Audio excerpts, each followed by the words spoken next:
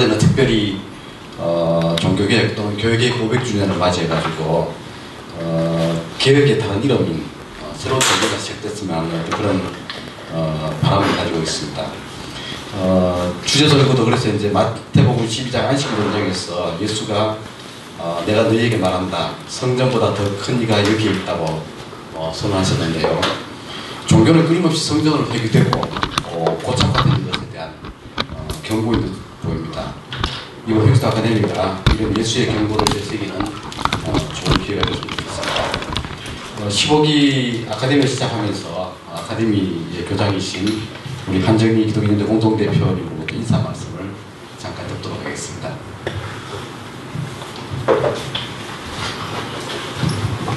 안녕하세요. 안녕하세요.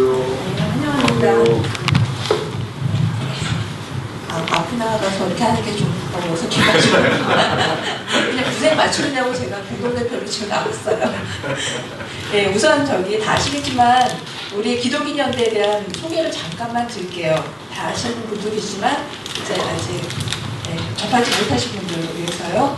그러니까 정의와 평화를 위한 기독인연대는 예수의 삶을 살고자 하는 기독인들이 참여하고 연대하며 사회 변혁과 교회 갱신을 위해 일하며 정의롭고 평화로운 사회를 만들어가고 하나님의 창조 질서를 보존하여 더불어 함께 사는 하나님 나라를 이 땅에 실현하고자 하는 평신도 중심의 자발적인 조직입니다.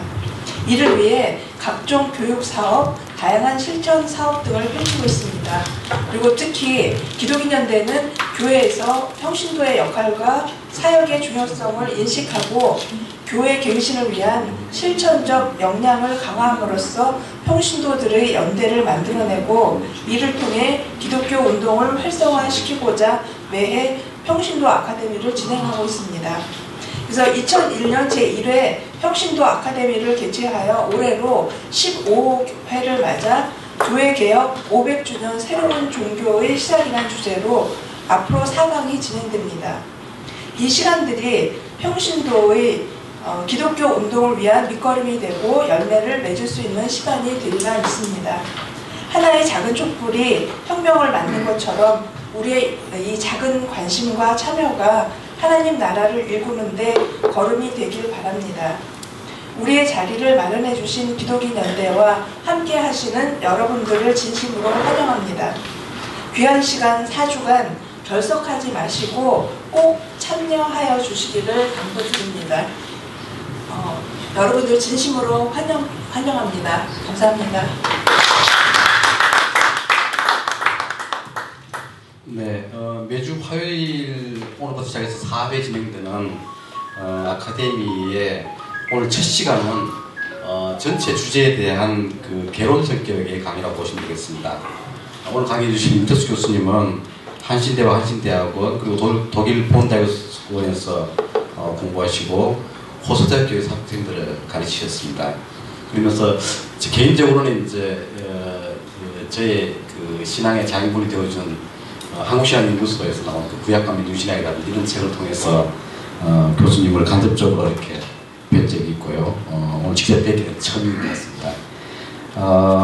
그 교수님께서는 어쨌든 20년 전부터 제2종교개혁을 본인의 사명으로 삼으시고 활동을 해오셨던 그런 이력들을 가지고 계십니다. 그래서 아마 오늘 강좌의 전체적인 그런 것들과 맥을 같이 할 수 있지 않을까 하는 생각이 듭니다. 자세한 내용들은 우리 교수님을 통해서 듣도록 하고 박수로 청해 듣도록 하겠습니다.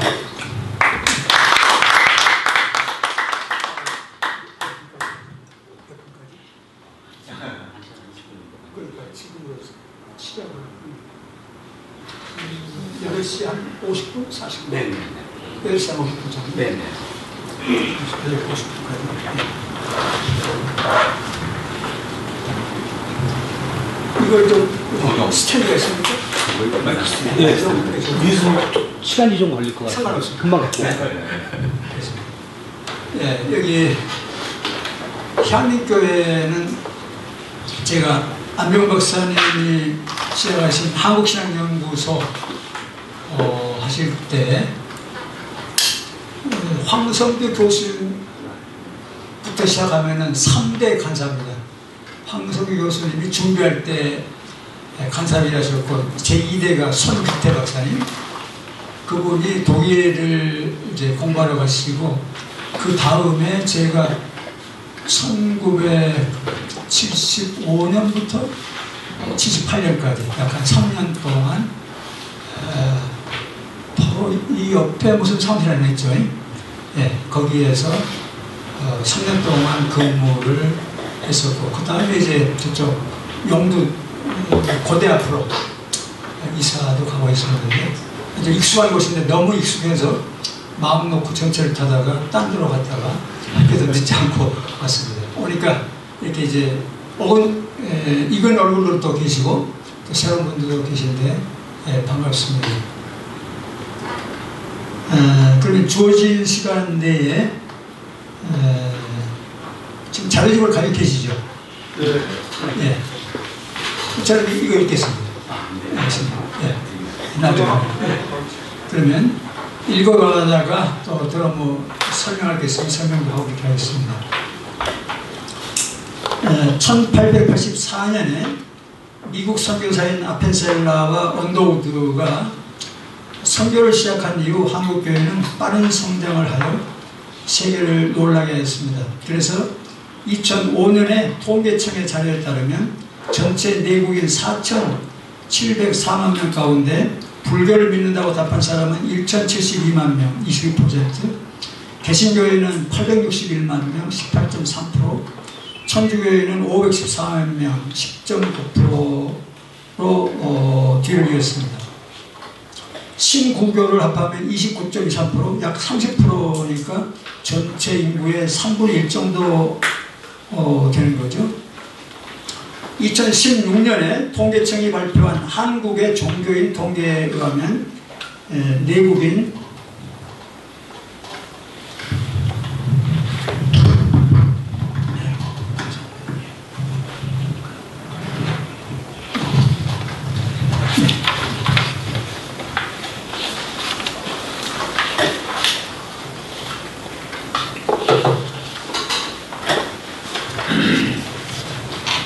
2016년 통계청이 발표한 한국의 종교 인구 통계에 의하면 내국인 4,900여 만 명 가운데 종교인은 2,155만 4천 명이고 43.9%, 무종교인은 2,749만 9천 명, 56.1%였습니다.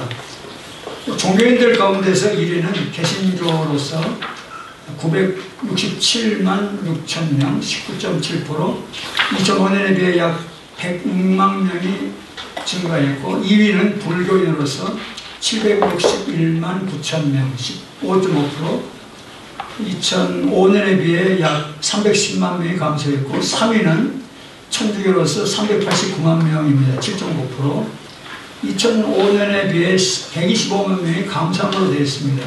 우리가 생각하는 천주교는 늘어나고 개신교회는 줄어든다고 하는 통계하고는 좀 다른 결과 같은데, 지난 10년 사이에 개신교는 106만 명이 증가하였고 불교인은 296만 명이 감소한 것으로 나타났습니다. 개신교 인구가 늘어난 것은 어쩌면 신천지 등 이단도 포함된 때문이 아닌가 생각들을 하고 있습니다. 그러나 한국 개신교회는 한국인들로부터 많은 비판을 받고 있습니다. 왜냐하면 한국 개신교가 마땅히 해야 할 일은 제대로 하지 않은 반면에 하지 않아야 할 일들은 많이 하여서 신뢰를 상실하였기 때문입니다.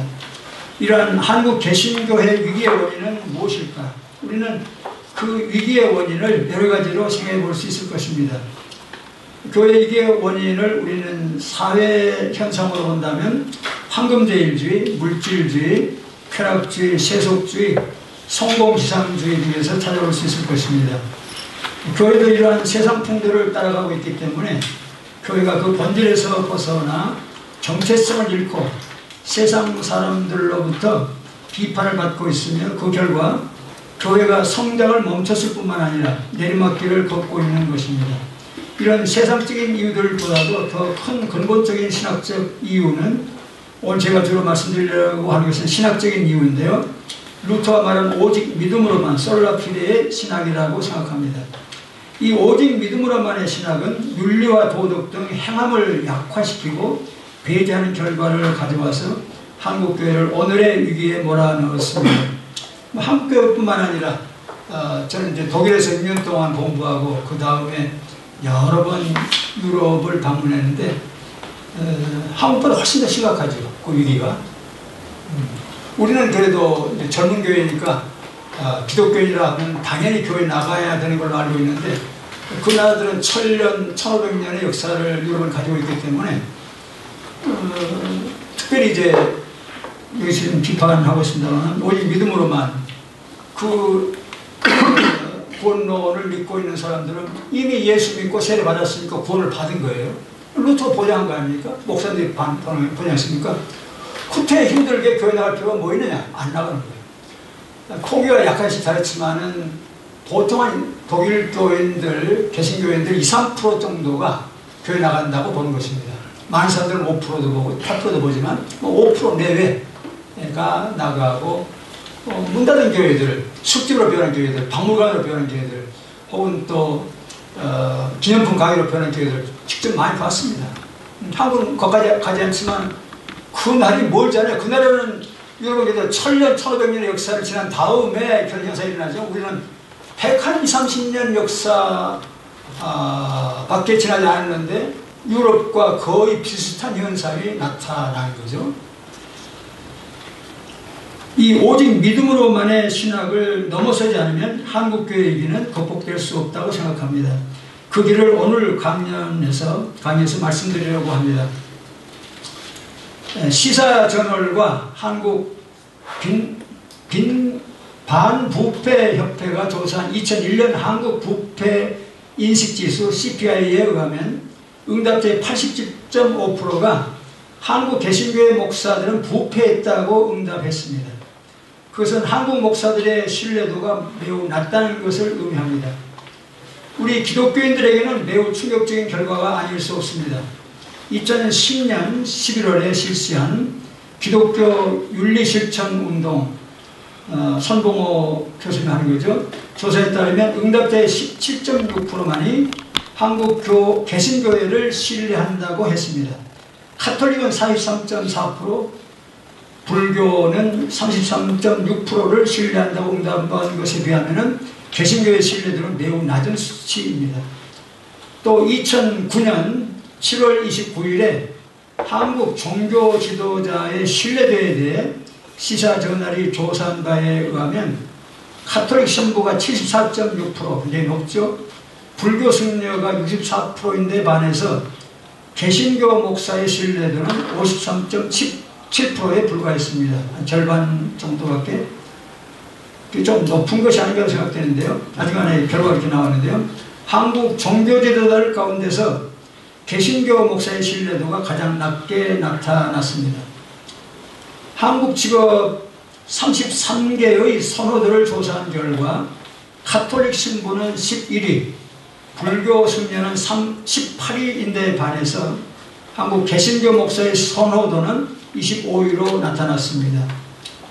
개신교 목사의 선호도가 다른 종교자들, 지도자들 가운데서 가장 낮게 나왔습니다. 기독교 윤리실천 운동이 발표한 2017년, 사실 작년에 발표한 것인데, 조사한 것인데 아마 금년에 발표한 것 같은데, 2017년 한국교회의 사회적 신뢰도 여론조사에 따르면 20.2%만이 한국 개신교회를 신뢰한다고 응답했고 51.25%가 신뢰하지 않는다고 응답했고 보통이라는 유보적 견해가 28.6%로 국민 5명 중 1명만이 한국 개신교회를 신뢰하는 것으로 나타났습니다. 이와 같이 한국 개신교회 부패지수가 높고 개신교와 목사들의 신뢰도가 낮은 이유는 무엇일까? 같이 한번 생각해 보십시다. 또 짐작들도 하시겠는데 학자들은 대략 다음과 같은 5가지를 생각해 봅니다. 지적을 합니다. 교회 성장주의 신앙, 믿음과 행함의 불일치, 말과 행동의 불일치, 지나친 명예추구, 사치와 성범죄, 오직 믿음으로만 의롭게 된다는 구원론. 이 5가지 이유들 가운데 첫 번째, 교회 성장주의 신학을 제외한 나머지 4개가 행함과 관련되어 있습니다. 다시 말하면 믿음만을 내세우고 바른 행함, 선행이 없는 것이 한국교회의 문제로 지적되고 있는 것입니다. 한국교회는 많은 문제들을 가지고 있지만 가장 큰 신학적인 이유는 오직 믿음으로만의 신학에 있다고 저는 생각하고 20년 이상 이 문제를 지적해오고 있습니다. 그러므로 한국교회의 많은 문제들을 극복하기 위하여서 한국교회는 오직 믿음으로만의 신학을 극복해야 할 것입니다.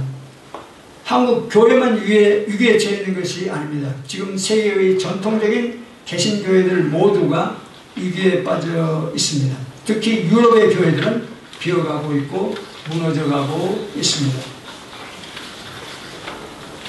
500년 전의 교회 개혁의 의미와 한계를 한번 같이 생각해 보고 싶습니다. 첫 번째로 중세 교회의 타락상. 중세의 교황들은 전반적으로 극도로 타락한 교황들이었습니다. 그러니까 루터 종교개혁 있기 전부터 또 루터 때 가장 타락한 모습으로 나타났는데요. 그들은 사제의 결혼이 금지된 중세교회에서 첩을 두고 자녀들을 낳기도 했으며 이노센트 8세 교황, 16명의 사생아를 둔 교황도 있었고 레오 10세, 교황청을 족벌주의적으로 운영하여 자신의 아들, 사위, 조카를 추기경과 주교 직위에 앉히기도 하고 칼릭스투스 교황, 교황직을 돈을 주고 매수하기도 하고 매일 창녀들과 함께 환락의 파티를 벌였습니다. 알렉산더 6세 교황. 이러한 일들을 하기 위하여 교황들은 재물을 모으는 데 급급하였습니다. 지역의 주교들도, 각 나라의 주교들도 물질을 탐하기는 마찬가지였습니다. 결혼 허가 또 유아 세례를 위해서도 돈을 받았습니다. 시골의 하위 성직자들은 무능하고 신학 지식도 많이 부족했다고 합니다.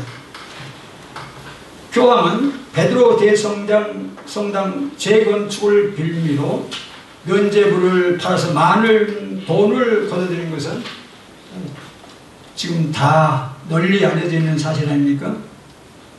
교황에게 돈을 주고 면죄부 판매권을 구입한 각 지역의 대주교와 주교와 또 귀족들은 면죄부를 높은 값에 팔아서 자기들이 지불한 돈보다도 훨씬 많은 돈을 받아들였습니다. 그러니까 교황으로부터 면죄권 판매권을 돈 주고 사고 그것을 2배, 3배, 몇 배까지 올렸는지 모르지만 그렇게 신도들에게 팔아서 많은 돈을 치부를 한 거죠.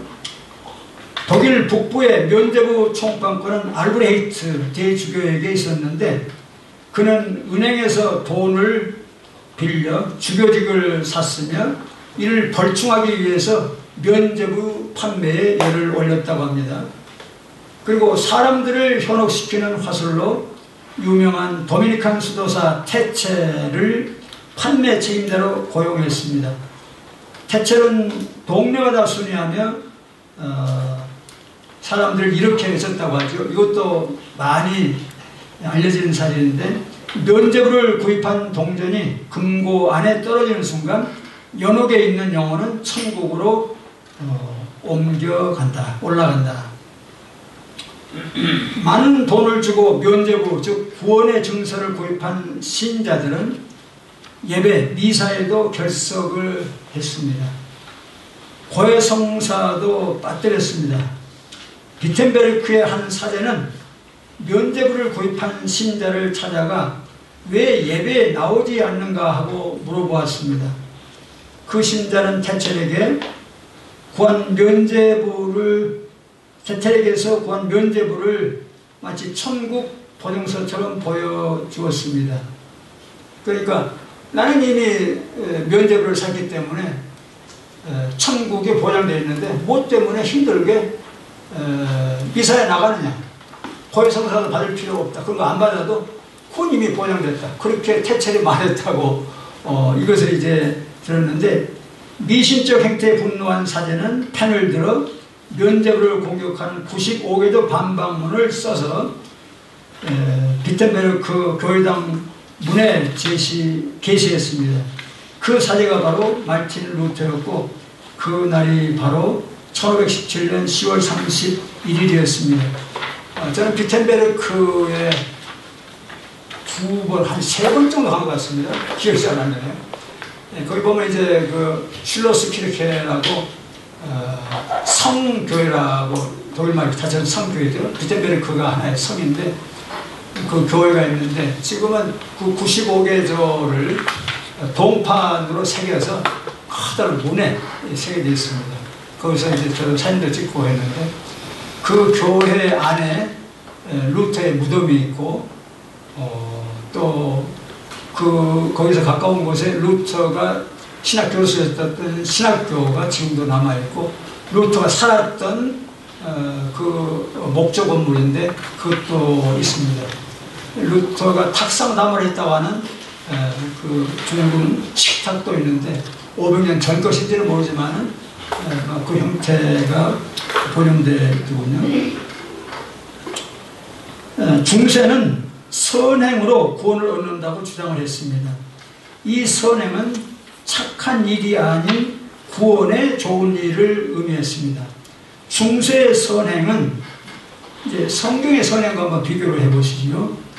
금식, 자선, 그 다음에 이제 성지순례, 성물구입. 성물구입은 유명한 사제들 혹은 주교들, 대주교들 이런 분들의 그 유물들 있지 않습니까? 그것들을 모방해서 만들고 있는데 그것들을 많이 사면은 그것이 선행이고 그것이 쌓이면 천국에 갈 수 있다고 가르치는 거죠. 그러니까 돈을 많이 내서라도 이런 선물들을 산 거예요. 힘들어도 산 거죠. 그렇게 해서 그 지도자들이 돈을 버는 것이죠. 독신으로 사는 것, 십자군에 참전하는 것, 면제부, 교황에 대한 복종 등이 중세가 가르치고 주장한 선행이었습니다. 이 가운데서 금식과 자선을 빼면 나머지는 성경에서 말하는 선행과는 거리가 먼 것들이었습니다. 중세 교회가 만들어낸 것이죠. 처음에는 이런 것들도 좋은 목적으로 시작이 됐을지 모릅니다. 그러나 점점 그것이 모두 다 돈벌이로 돈벌이 수단으로 전락을 했다는 것이죠. 중세는 이런 선행 강조를 통해서 돈벌이에 급급했습니다. 그래서 종교 지도자들이 이런 중세 교회의 선행을 비판한 것입니다. 루터를 포함한 개혁자들이 비판한 중세의 선행은 성경에서 말하는 선행이 아니라 중세교회가 말하는 앞에서 말씀드린 것 같은 돈벌이 수단으로 전락한 선행들이었던 것입니다. 두 번째로는 종교개혁의 선구자들에 대해서 좀 알아보겠습니다. 루터가 종교개혁에 성공했지만 그 전에 수많은 개혁자들이 있었습니다. 그 가운데에서 널리 알려진 또 상당히 영향력을 미친 그런 분들 한 4명 정도를 말씀드리려고 합니다. 첫 번째가 영국의 존 위클리프입니다. 1333년부터 1384년까지 산 영국의 학자요, 신학자요, 또 사제였는데 존 위클리프는 세속의 통치권이 교회의 부패한 성직자들을 징계해야 된다고 주장을 했습니다. 모든 인간은 창조주와 직접적인 신앙을 수립해야 하며 성물이나 성자를 모두 부정한 것으로 보았습니다. 그것들이 돈벌이 수단으로 전락되어 있기 때문이죠. 위클리프 비판의 정점은 교황이었습니다. 예수의 제자 베드로는 가난한 어부였고 금과 은을 탐하지 않았지만 베드로의 후계자를 자처하는 교황은 정반대로 삶을 산다고 비판했습니다. 교황이나 사제들은 권위적으로 군림하는 유혹을 버리고 선한 모범을 보여주는 청빈하고 겸손한 목자가 되라고 외쳤습니다. 진실한 종교는 교황의 말보다는 성경을 직접 읽는 것이라고 믿고 위클리프는 라틴어 성경을 영어로 번역했습니다. 이 위클리프 성경이 아마 지금도 이렇게 돌아다니는 것 같더라고요. 지금도 참고를 하고 있는 걸 보았습니다. 위클리프는 1384년에 생을 순탄하게 마쳤으나 위클리프 사망 후 공의회는 가톨릭 공의회죠. 그를 이단으로 정죄하여 그의 유골을 무덤에서 파내어 불에 태워 그 죄를 강에 뿌렸습니다. 저는 1997년에 집사람과 같이 종교개혁자들을 찾아서 떠났습니다. 그때 연구년을 1년 받았는데 그래서 독일에 가서 한 2개월 정도 이제 내가 보고 싶은 종교개혁자들을 연구를 하고 어떻게 찾아가나 하고 1개월 동안에 캠핑카를 빌려서 1개월 동안 달렸습니다. 저는 운전을 못하기 때문에 조수 역할만 했고 집사람이 밤낮으로 달렸습니다. 그랬는데 그때 이 위클리프가 목회를 하고 설교한 그 교회를 가봤습니다. 런던에서 약 한 100여 킬로 북쪽이던가요? 이름이 루터워스예요. 루터하고 좀 다른데 LUTTER 워스인데 루터워스인데 거기에 약간 기울어져 있는 교회가 있더라고요. 그래서 교회가 곧 쓰러지게 생겼기 때문에 다시 지으려고 모금을 한다고 해서 적은 돈이지만은 헌금을 하고 왔는데 거기에 안에 교회 안에 들어가니까 그 안에 위클리프가 앉았던 의자라고 이렇게 써 있어요. 그리고 위클리프가 설교한 강대상이라고 그것도 써 있고 그래서 거기 앉아서 기도했습니다. 그때 제가 제 종교개혁에 대한 사명을 받은 지 며칠 안 됐기 때문에 그래서 제2종교개혁이 성공하게 해주시라고 그래서 위클리프가 바랐던 그런 종교개혁이 완전히 성취될 수 있도록 해주시라고 하는 기도도 했는데 거기는 옛날 유럽의 교회들 지금도 많이 그렇지만은 교회가 무덤 아닙니까? 교회 목사님들이나 훌륭한 분들 지금 바티칸의 베드로 대성당이 교황들의 무덤이죠. 그 안에 다 그 무덤이 들어있죠. 그런데 그 위클리프가 목회했던 그 교회에 가보니까 무덤들이 교회 그 뜰에 있어요. 뜰에 이렇게 있는데 여기에 이제 위클리프가 자연사해에서 묻혔는데 그 다음에 그를 이단으로 정죄해서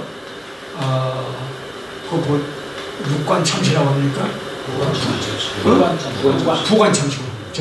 부관참시. 육관이고 부관참시. 그렇게 해서 불태워서 거기에 흐르는 강인데 뿌렸답니다.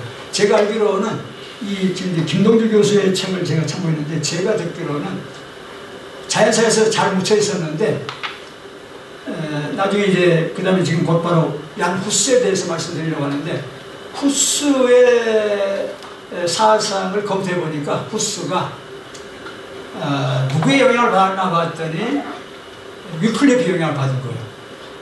맥이 이었죠. 그러니까 이제 가톨릭 교회가 위클리프의 괘씸한 놈, 죽은 다음에도 말을 해가지고 후스가 훨씬 더 강하게 저항했습니다. 말씀드리겠지만 그래서 이렇게 계속해서 문제를 일으키는구나. 그래서 부관참시를 했다고 합니다. 두 번째는 체코의 얀 후스인데 얀은 이제 성경에 나오는 존을 체코어로 얀이라고 하는데 후스 1369년부터 1415년 루터보다 약 한 100년 전의 인물인데 프라하 칼 대학의 총장이었고 베들레헴 교회의 설교자였습니다. 이 위클리프와는 달리 얀 후스는 체코 민족의 지도자였답니다. 대학교 당시의 총장이고 이 얀 후스의 말에 체코 국민 전체가 따라오는 거예요. 당시 카톨릭 국가였는데도 불구하고 얀 후스가 교황을 비판하고 하니까 전부 다 이 얀 후스 밑으로 모이는 거예요. 굉장히 위험하게 된 거예요. 카톨릭으로서는. 체코가 무너지면 또 다른 나라도 같이 무너지게 생겼기 때문에 아주 위험인물로 쳤는데, 이 베들레헴 교회인데, 이름이 베들레헴 교회인데 저도 이 교회 안에 들어가 봤습니다. 지금도 보존되어 있는데 옛날 건물인지 재건했는지 모르지만 그대로인데, 거기에 벽에 이쪽 벽에 있는 벽에 얀 후스는 마기스터였다 있었어요. 석사였다고. 나는 그때 박사였는데, 그래서 그 앞에서 나는 박사인데 후스는 석사밖에 안 됐나? 그렇게 이제 속으로 생각을 했는데, 당시에 석사만 해도 마기스터라는 것은 대단히 높은 거죠. 우리 지금의 박사보다 훨씬 더 어떤 존경을 받는 그런 것이었는데, 이 교회 벽에는 화려한 옷에 말을 탄 교황과 그 옆에 가난한 모습으로 걸어가는 예수의 그림이 있었습니다. 이 벽화는 부패한 교황들과 호사스러운 종교 귀족들에 대한 비판이었습니다. 후스는 성직자의 청빈한 삶을 강조하고 면죄부 판매를 질타했습니다. 후스는 교황이 그리스도의 교훈을 따르면 나는 당연히 복종할 것이지만 그리스도와 반대로 행함을 비판한다고 해서 나를 화형한다면 나는 기꺼이 화형을 당할지라도 교황에게 불복종할 것이라고 말하면서 교황의 비행을 비판했습니다. 황제 지기스문트는 후스에게 안전한 귀환을 약속하고 후스가 콘스탄츠 공회에 참석하여 자기의 신학을 변호할 기회를 주겠다고 약속했습니다. 그러나 1414년 11월에 후스가 콘스탄츠에 도착하자마자 그를 감옥에 가두고 그동안의 주장을 처리하면 풀어주겠다고 회유하였습니다. 그러나 후스는 이렇게 외쳤습니다. 황금으로 가득한 교회당을 준다 해도 나는 진리를 떠날 수 없다. 1415년 6월 6일에 후스는 화형에 처해졌고 불탄 위에는 콘스탄츠 호수에 뿌려졌습니다. 후스는 화형대에서 이렇게 말한 것으로 전해지고 있습니다. 지금은 내가 거위가 되어 불타지만 한 세기 뒤 100년 뒤에 백조가 출현하여 세상을 바꿀 것이다. 정확히 100년이 지난 1515년에 루터는 어거스틴 수도원에서 세상을 변화시킬 종교개혁의 원리를 발견했습니다. 그러지 않았지만 이때에 카톨릭의 수도사였는데 로마서 17장에 의인은 믿음으로 살리라를 새롭게 깨달았다고 합니다. 이것을 이제 타도론이라고도 하는데, 그전에는 내가 의로워져야 이제 하늘나라에 들어갈 수 있다고 본받을 수 있다고 생각했는데, 로마서 19장에 보니까 의인은 믿음으로 살리라. 내 행함으로 선행으로 사는 것이 아니라 믿음으로 의롭게 되고 믿음으로 구원을 얻는다고 하는 것을 그때 나름대로 깨달은 거예요. 그것이 이제 기회가 돼서 1517년에 95개조로 발표가 된 것인데, 그렇습니다. 이 콘스탄츠에도 제가 가봤습니다. 2번 갔는데요. 거기에 콘스탄츠 교회가 지금 있고 콘스탄츠가 화형됐다고 하는 그 교회